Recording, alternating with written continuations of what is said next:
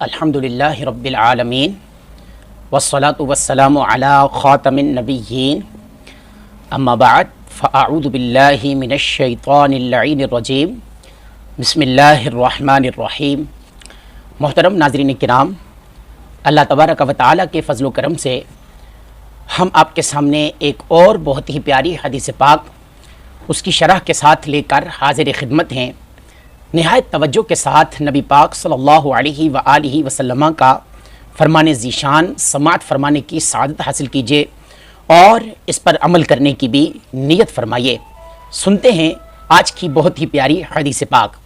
رسول اکرم نور مجسم صلی اللہ تعالی علیہ وآلہ وسلم نے ارشاد فرمایا، اکمل المؤمنین ایمانا احسنهم خلقا وخیارکم خیارکم لنسائہم، یعنی مسلمانوں میں بڑے کامل ایمان والا وہ ہے جو سب سے اچھے اخلاق والا ہو، اور تم میں سے بہتر وہ ہے جو اپنی عورتوں کے لیے بہتر ہے۔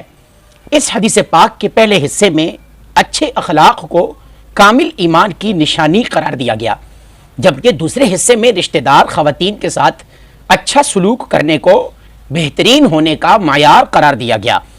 حدیث پاک کے دونوں حصوں کی تفصیل پیش خدمت ہے۔ اکمل المؤمنین ایمانا احسنهم خلقا۔ ناظرین محترم، حسن اخلاق ہونا ایمان کی مضبوطی اور حسن اخلاق نہ ہونا ایمان کی کمزوری کی دلیل ہے۔ مفتی احمد یار خان نعیمی رحمۃ اللہ تعالی علیہ لکھتے ہیں، مومن کا تعلق خالق یعنی اللہ تعالیٰ سے بھی ہے اور مخلوق سے بھی۔ خالق سے عبادات کا تعلق ہے، مخلوق سے معاملات کا۔ عبادات درست کرنا آسان ہے مگر معاملات کا سنبھالنا بہت مشکل ہے، اسی لیے یہاں خلیق شخص کو کامل ایمان والا قرار دیا۔ پھر اجنبی لوگوں سے تو کبھی کبھی واسطہ پڑتا ہے مگر گھر والوں سے ہر وقت تعلق رہتا ہے، ان سے اچھا برتاؤ کرنا بڑا کمال ہے۔ اسلام مکمل انسانیت سکھاتا ہے۔ ایک اور مقام پر مفتی صاحب رحمۃ اللہ تعالی علیہ لکھتے ہیں، اچھی عادت سے عبادات اور معاملات دونوں درست ہوتے ہیں۔ اگر کسی کے معاملات تو ٹھیک مگر عبادات درست نہ ہو یا اس کی الٹ ہو تو وہ اچھے اخلاق والا نہیں۔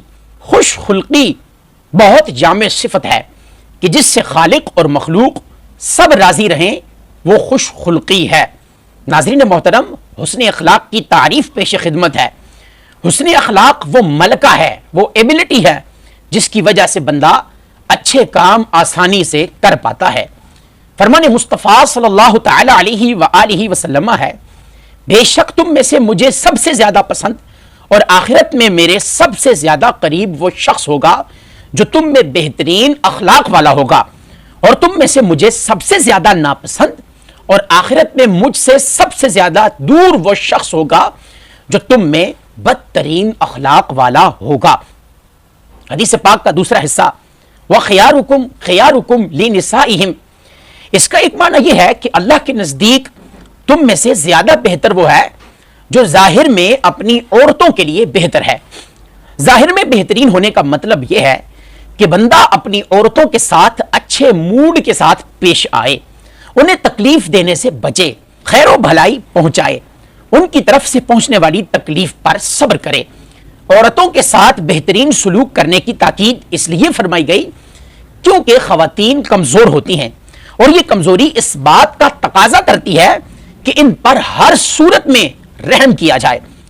حدیث پاک میں جن عورتوں کے ساتھ حسن سلوک کرنے کا فرمایا گیا ہے ان میں اصول یعنی ماں، دادی، نانی، اسی طرح فروع یعنی بیٹی، پوتی، نواسی، رشتہ دار، حقیقی اور رضائی بہن، پھپھی، خالہ اور بیوی سب داخل ہیں۔ رسول اللہ صلی اللہ تعالی علیہ وآلہ وسلم نے رشتہ دار خواتین کے ساتھ اچھے اخلاق و کردار کی تعلیم دی ہے۔ چنانچہ رسول اللہ صلی اللہ علیہ وآلہ وسلم نے دیگر خواتین رشتہ دار سے متعلق فرمایا، جس نے دو بیٹیوں یا دو بہنوں یا دو خالاؤں یا دو پھپھیوں یا نانی اور دادی کی کفالت کی تو وہ اور میں جنت میں یوں ہوں گے۔ رسول اللہ صلی اللہ علیہ وآلہ وسلم نے اپنی شہادت اور اس کے ساتھ والی انگلی کو ملا کر ارشاد فرمایا۔ ناظرین محترم، رسول اللہ صلی اللہ تعالی علیہ وآلہ وسلم نے بیوی کے ساتھ حسن سلوک کے بارے میں فرمایا، مسلمانوں میں بڑے کامل ایمان والا وہ ہے جو سب سے اچھے اخلاق والا اور اپنے گھر والوں پر مہربان ہو۔ ایک روایت میں فرمایا، جب مرد کھائے تو اسے کھلائے، جب لباس پہنے تو اسے بھی پہنائے، اور چہرے پر ہرگز نہ مارے، اسے برا نہ کہے، اور اس سے جدائی اختیار کرنی ہی پڑے تو گھر میں ہی علیحدگی اختیار کرے۔ رسول اللہ صلی اللہ تعالی علیہ وآلہ وسلم نے شوہر کو بیوی کی خامیوں سے نظر ہٹا کر خوبیوں پر نظر رکھنے کے بارے میں فرمایا، کوئی مومن مرد اپنی مومنہ عورت سے نفرت نہ کرے، اگر اسے کوئی عادت ناپسند ہے تو کوئی دوسری عادت پسند بھی ہوگی۔ احباب ذی احتشام، اللہ پاک کے آخری نبی صلی اللہ علیہ وآلہ وسلم کا ایمان سب سے زیادہ کامل و اکمل ہے، اس لیے آپ کا حسن اخلاق بھی سب سے زیادہ اعلیٰ کامل و اکمل ہے۔